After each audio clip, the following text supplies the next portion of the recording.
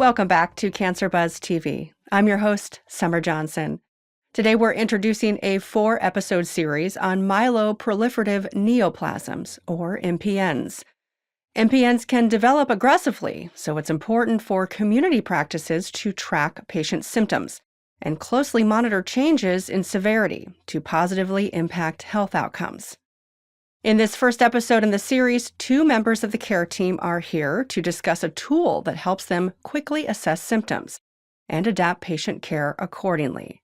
Our guests today are Dr. Srdan Verstovsek, a professor of medicine and hematologist-oncologist at MD Anderson Cancer Center, and Julie Huynh-Lu, a physician assistant at MD Anderson Cancer Center.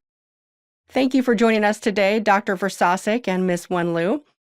Dr. Verstovsek, what are some of the symptoms that these patients experience, and how do they affect a patient's quality of life?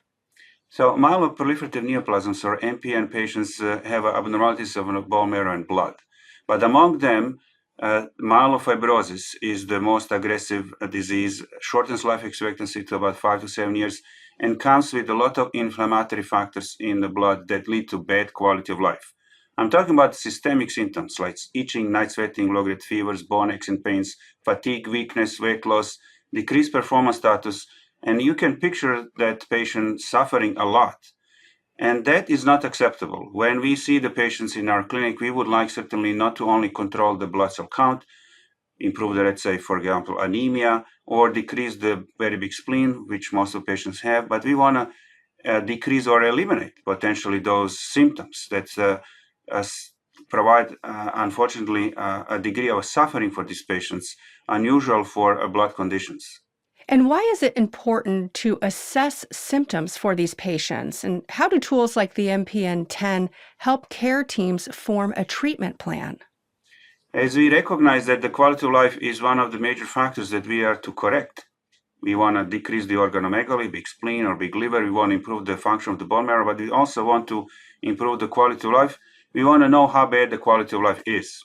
In fact, we have medications, approved medications, where one of the main goals for prescribing them is to improve the quality of life. So we need to have an objective way of saying how bad that quality of life is. And you mentioned MPN10.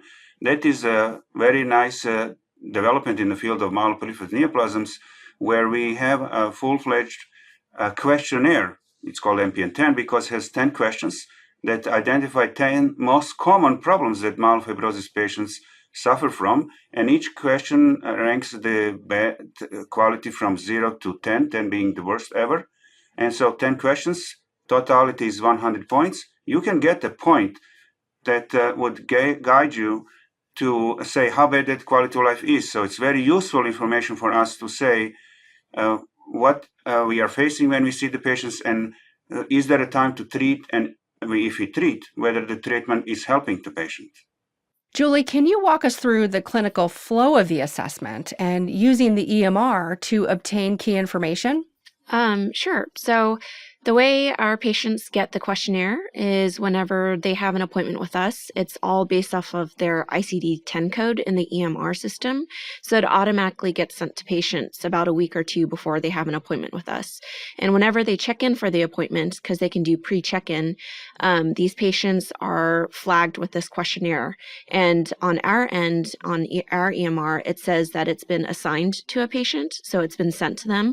And if they've completed it, then I'll say completed on their chart. And then when they check in for their appointment, our schedulers at the front desk or our receptionists confirm with the patient, did they complete this questionnaire? If they haven't, then they'll ask them to go ahead and proceed to answer the questionnaire for us. And then our nurse will room the patient. She will, of course, go over her own review of systems aside from the questionnaire.